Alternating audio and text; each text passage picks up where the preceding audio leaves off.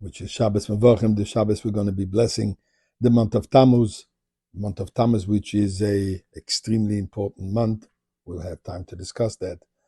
But this Shabbos in itself is we're celebrating the 85th anniversary of the transformation of the entire universe. Now, if you wonder what I'm talking about, stay with me and you'll have the information, important one.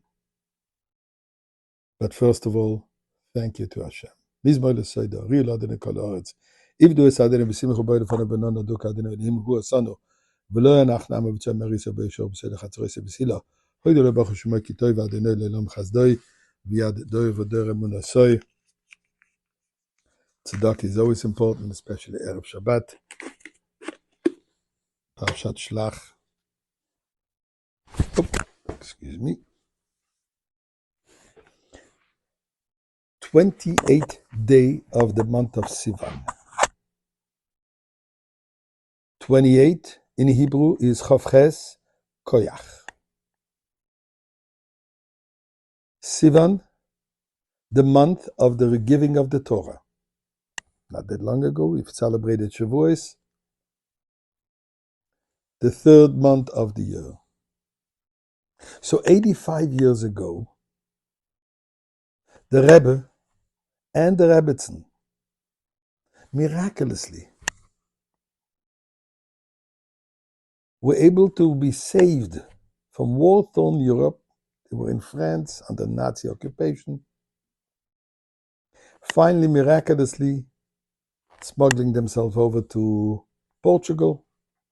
They were able to board a ship, Shabba Pinto, and arrive on the 28th day of the month of Sivan, as I said, 85 years ago,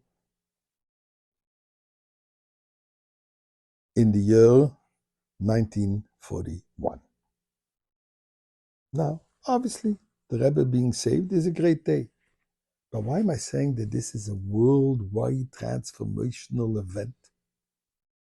So listen, there's an old saying that when the Torah was given on Mount Sinai, it was given only on the upper hemisphere. The lower hemisphere hasn't received the Torah. Now, what does it mean? We know that the Torah was given to the entire universe. But as the previous Rebbe responds to a letter that the Rebbe asked him about it, and he says the meaning is the level of revelation. The upper hemisphere, where the Jewish people were, the Torah was given, the Torah was revealed. But in the lower hemisphere, North America, etc., there was nobody here to reveal what the Torah is all about. This part has started much later. As we know, when did the Jewish people started populating the states, the lower hemisphere? Not that long ago.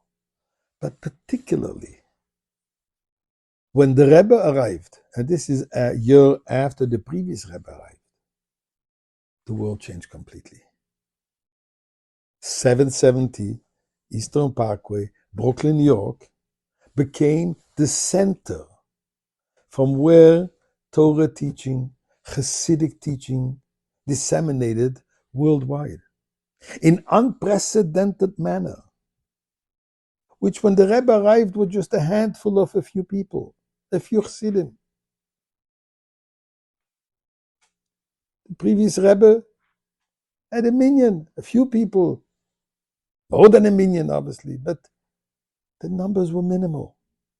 Chabad was localized. With Shlach, which is the parsha of this week, emissaries, the Rebbe transformed the whole world. There is no corner today in the world where the teachings of the Rebbe are not available, are not spread. Where the teaching of Chassidic philosophy, which the Mashiach promised the Baal Shem Tov, that he will come when these teachings will be disseminated to the outside. That's the lower hemisphere. The lower hemisphere was outside of the boundaries of godly revelation, of godly presence, of Torah teachings, particularly of Chassidic teachings. So that's the milestone where the Rebbe's arrival. And the previous Rebbe immediately gave important positions in the different branches of the Chabad organization.